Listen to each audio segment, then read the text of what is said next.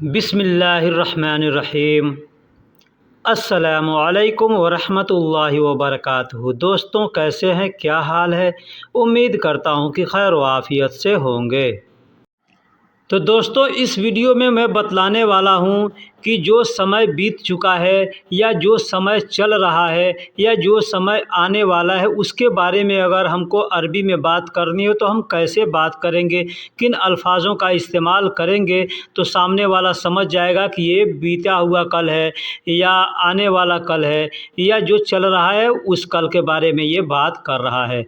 ठीक है, इसलिए मैं आपसे रिक्वेस्ट करता हूँ कि वीडियो को आखिरी तक देखिएगा। इंग्लिश में या हिंदी में उसको कहते हैं पास्ट टेंस यानी भूतकाल, यानी जो समय बीत चुका है। ठीक, प्रेजेंट टेंस यानी वर्तमान काल, जो समय चल रहा है। और फ्यूचर टेंस यानी भविष्य काल, जो समय आने वाला है उसके बारे में हम बात करें। तो इसी से मिलती जुलती हम अल्फाजों को और जुमलों को इस वीडियो में इस्तेमाल करने वाले हैं। लिहाजा आपसे गुजारिश है कि वीडियो को आखिरी तक देखिएगा।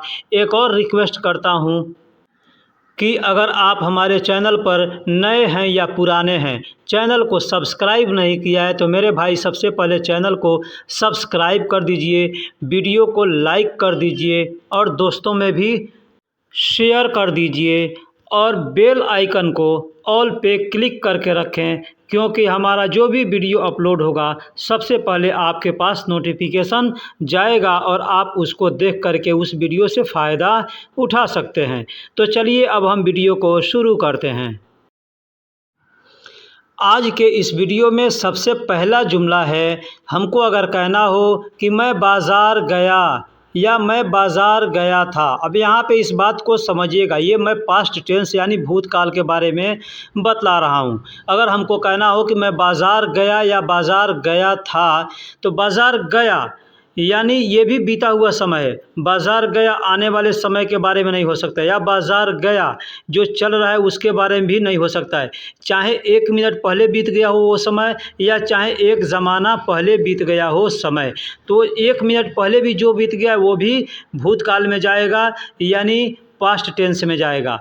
और जो 1 साल पहले, एक ज़माना पहले बीत गया है वो भी पास्ट टेंस में यानी भूतकाल में जाएगा। ठीक है, तो हमको कहना हो कि मैं बाज़ार गया या मैं बाज़ार गया था, दोनों के लिए हम इस अल्फाज का इस्तेमाल कर सकते हैं। देखिए, आरोहत सूक, आरोहत सूक कह सकते हैं या अनारोहत सूक भी कह सकते हैं। इसमें मैंने हिंदी में लिखा है अनारोहत सूक और अरबी में लिखा है आरोहत सूक। जो लोग अरबी पढ़ें वो अरबी भी पढ़ के सीख सकते हैं, और मैं बोल तो रहा हूँ तो आवाज़ को सुनते ही होंगे।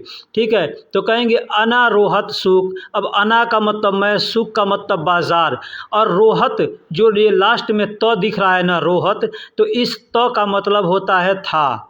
तो का मतलब होता है था, यानी ये बीते हुए समय के बारे में पहचान दिलाता है।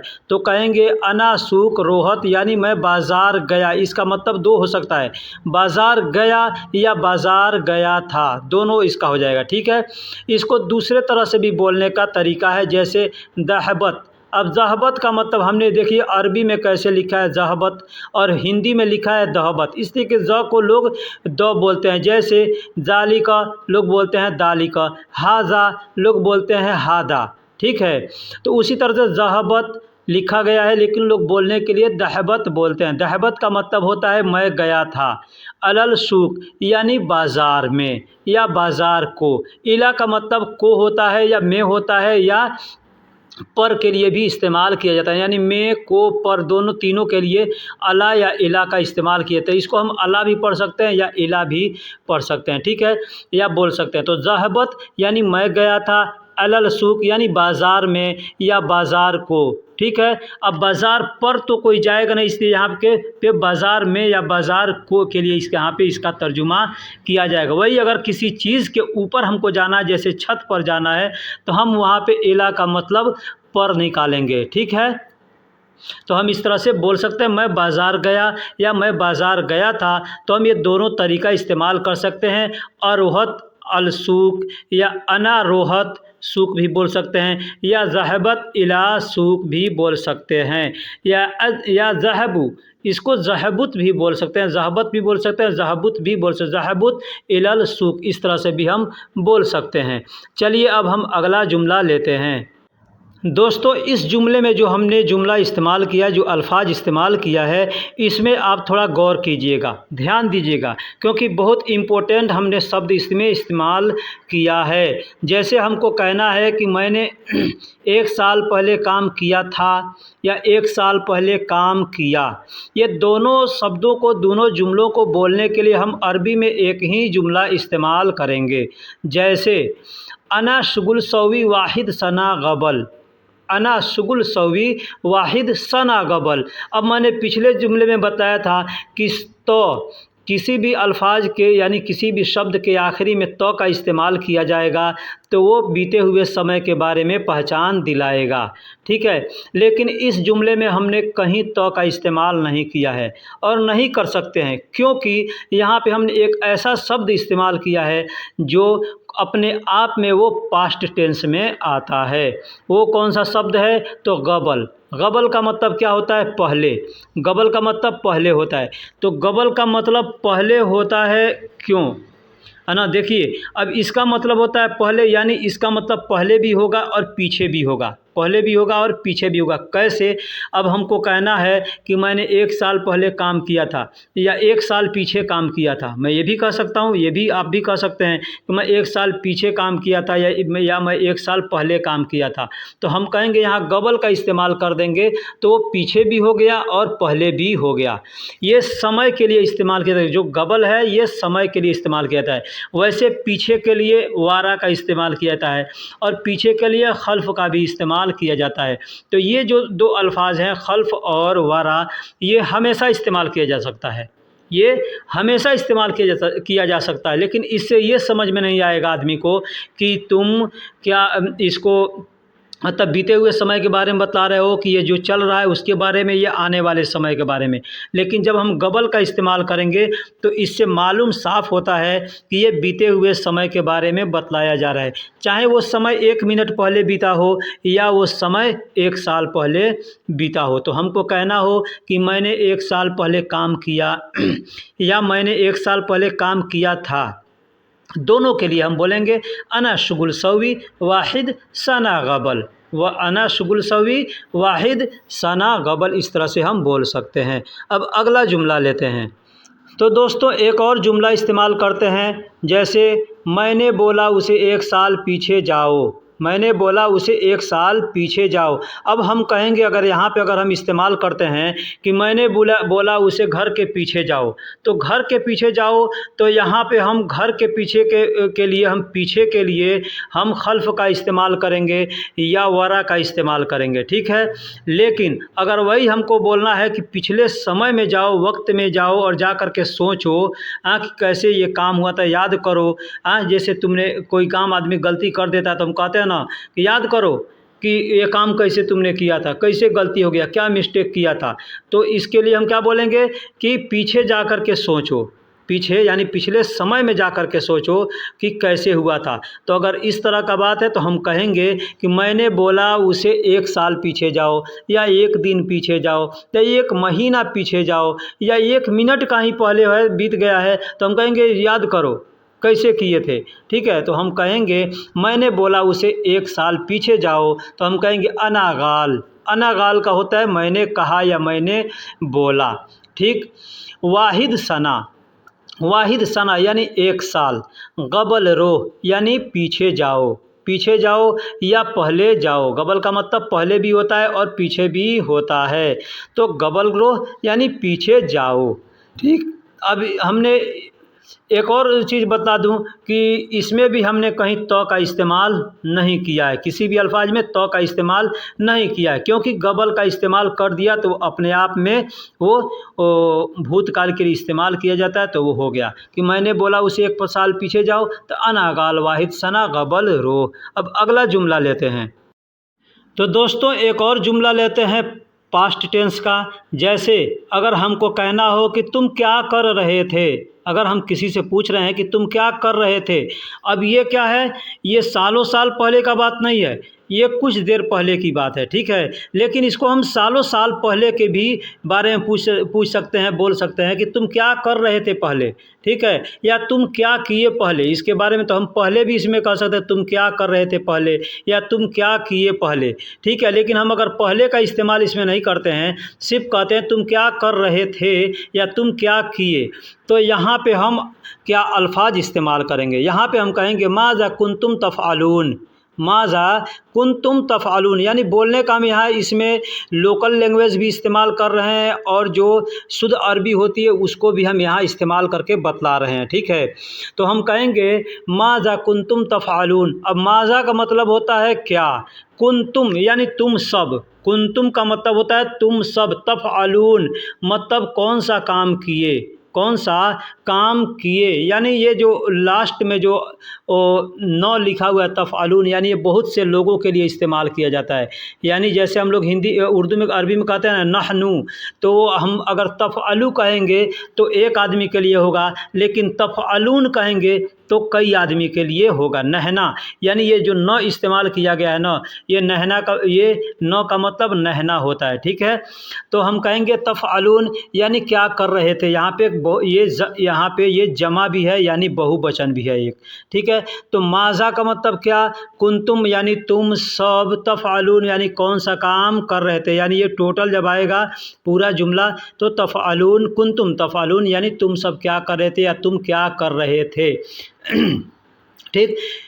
अब दूसरा है तुम क्या किए, तो हम यही अल्फाज यहाँ पे भी आएगा, तुम क्या किए या क्या कर रहे थे, या दोनों के लिए हम इसी तरह से बोल सकते हैं, ठीक है। माज़ा कुंतुम तफ़अलून। अब इसको बोलने का जो लोकल लैंग्वेज है, लोकल लैंग्वेज में बोलेंगे ऐश इन तशुगुल सवित, ऐश इंत यानी तुम क्या, ऐश का मतलब क्या, इंत का मतलब तुम या आप, शुगुल का मतलब काम, सौवित का मतलब किए, सौवित का मतलब किए।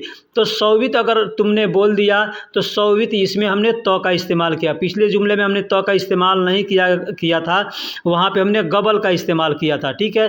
तो हम चाहें तो यहाँ पे भी गबल का इस्तेमाल कर सकते हैं, जैसे ऐश इंतशुगुल गबल सौवी, यानी तुमने पहले क्या काम किया या तुम पहले क्या किए, इस तरह से यानी गबल का इस्तेमाल करेंगे तो का इस्तेमाल नहीं करेंगे, और अगर तो का इस्तेमाल करते हैं तो गबल का इस्तेमाल नहीं करेंगे। ये चीज़ आप ध्यान में रखिएगा। तो हमको कहना हो तुम क्या कर रहे थे या तुम क्या कर रहे हो, तो या तुम क्या कर रहे थे या तुम क्या किए, ठीक है।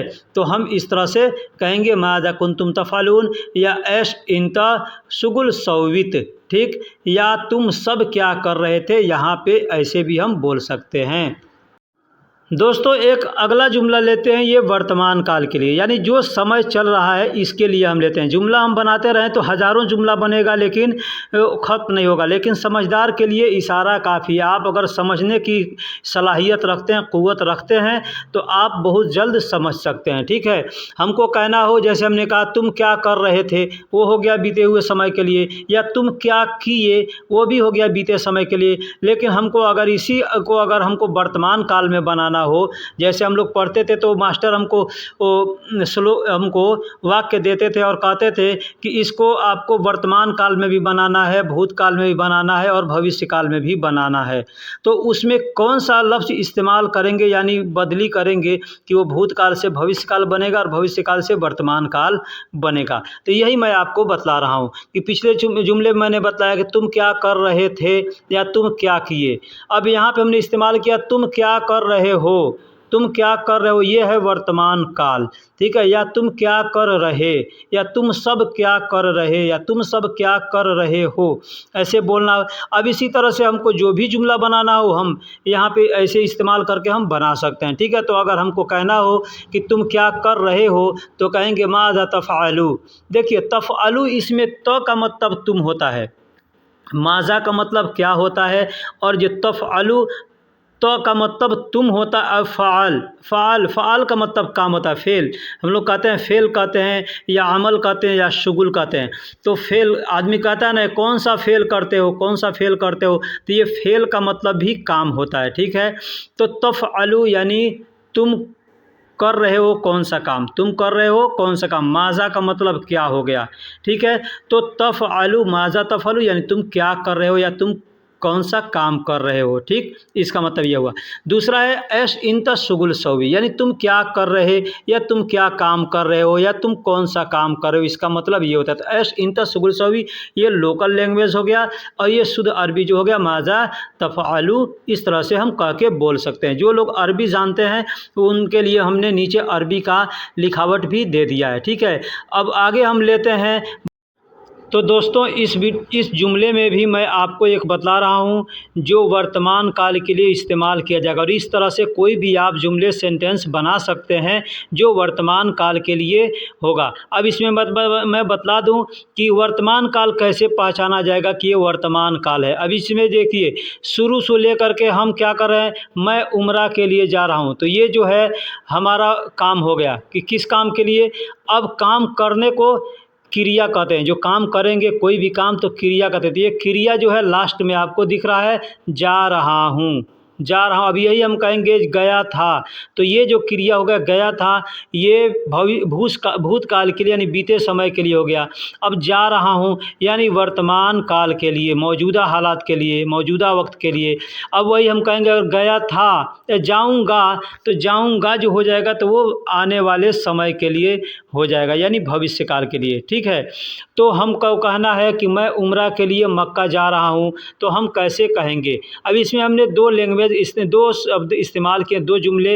एक है लोकल लैंग्वेज और दूसरा है जो शुद्ध अरबी होती है। तो हम लोकल लैंग्वेज में कहेंगे अना रोह मक्का लिल उम्रा, अना रोह मक्का लिल उम्रा यानी मैं उम्रा के लिए मक्का जा रहा हूँ, मक्का जा रहा हूँ। अना रोह जो इसमें है ये है आपका क्रिया, ठीक है। तो अना रोह मैं मक्का जा रहा हूँ क्या करने, तो उम्रा करने के लिए, ठीक है। अब इसमें दूसरा जो जुमला है सअज़हबु इला मक्का लिल दाउल उम्रा, लिल दाउल उम्रा, इस तरह से भी आप कह सकते हैं। अब इसका मैं मतलब बता दूं, सअज़हबु का मतलब होता है मैं जा रहा हूं, जैसे अना रोह तो मैं जा रहा हूं, ठीक उसी तरह से सअज़हबु यानी मैं जा रहा हूं। इसमें जो इस्तेमाल किया गया है इसका मतलब होता है यानी अभी मैं जा रहा हूँ, ठीक है। यानी ये क्रिया कर रहा हूँ, काम कर रहा हूँ, जा रहा हूँ, ठीक है। तो यहाँ पे का इस्तेमाल किया गया है, अज़हबु। वही हटा देंगे तो अज़हबु यानी जा रहा हूँ या जाऊँगा, ठीक है। ये सब के लिए इस्तेमाल किया जाएगा। इला का मतलब मैंने बता दिया, को या में या पर के लिए इस्तेमाल किया जाता है, ठीक है। मक्का यानी जगह का नाम है, लिल का मतलब होता है के लिए, दाउल उम्रा यानी करने, दाउल उम्रा यानी करने, उम्रा करने के लिए जा रहा हूँ। तो इस तरह से हम बोल सकते हैं मैं उम्रा करने के लिए मक्का जा रहा हूँ या उम्रा के लिए मक्का जा रहा हूँ। तो कहेंगे सअज़हबु इला मक्का लिल दाउल उम्रा या अना रोह मक्का लिल उम्रा, इस तरह से बोल सकते हैं। तो दोस्तों एक और जुमला ये हम आपको बता के समझा के वीडियो को ख़त्म करते हैं, ठीक है। जैसे कहना होगा कि मेरा कफ़ील एक वीज़ा देगा फ्री में, या मेरा कफ़ील फ्री में एक वीज़ा देगा, तो हम कैसे बोलेंगे। अब यहाँ पे देखिए बोलने का 2-3 तरीका है, जैसे हमने यहाँ पे दिया है इस्तेमाल किया। अरबी में जो लिखा हुआ है उसको अगर आप पढ़ना चाहते हैं तो पढ़ सकते हैं, नहीं पढ़ना आता है तो मैं बोल करके बतला रहा हूँ, ठीक है। इसलिए कि मैं पूरा हिंदी में नहीं लिख पाया, अल्फाज ज़्यादा छोटे छोटे हो जा रहे थे तो साफ दिखेगा नहीं, तो मैं बताया, ठीक है। तो यहाँ पे कहेंगे साआती। अब यहाँ साआती कहेंगे ना तो ये हो गया कि मुझे देगा। साआती का मतलब होता आता है मुझे देगा। कफ़ीली यानी मेरा कफ़ील। ताशीरा यानी वीज़ा को अरबी में ताशीरा कहते हैं। वाहिद मजाना यानी एक फ्री में, वाहिद मजाना का मतलब होता है फ्री। अब उसको मजाना बोलते हैं, मजानन बोलते हैं, मजानी बोलते हैं, ठीक है। वाहिद का मतलब होता है एक, तो ऐसे हम कह सकते हैं साआती कफ़ीली ताशीरा वाहिद मजानी, या मजाना या मजानन भी कह सकते हैं। या ऐसे इसको आसान लफ्ज़ में आप समझ लिए कह सकते हैं आतिनी कफ़ीली वाहिद ताशीरा मजाना। आतिनी हम साती ना कह करके सिर्फ आतिनी कह सकते हैं। आतिनी कफीली वाहिद तासीरा मजाना, इस तरह से हम कह के बात कर सकते हैं। तो दोस्तों वीडियो कैसी लगी आप हमको कमेंट बॉक्स में ज़रूर बताइएगा। अगर वीडियो में कुछ कमी रह गई है वो भी बताइएगा, ठीक है। वीडियो अच्छी लगी या ख़राब लगा, ठीक है, ये हमको आप कमेंट बॉक्स में ज़रूर बताइएगा। अगर आपको किसी टॉपिक पे वीडियो बनवाना है या आप कोई काम करते हैं आपको समझ में नहीं आता है तो आप हमें ज़रूर बताइएगा। इंशाअल्लाह हमसे जो हो सकेगा मैं उस तरह का वीडियो बना करके आपको दूंगा, ठीक है। तो चलिए फिर मिलेंगे किसी अगले वीडियो में, तब तक के लिए खुदा हाफिज़। अल्लाह की आमान में आप सब रहो।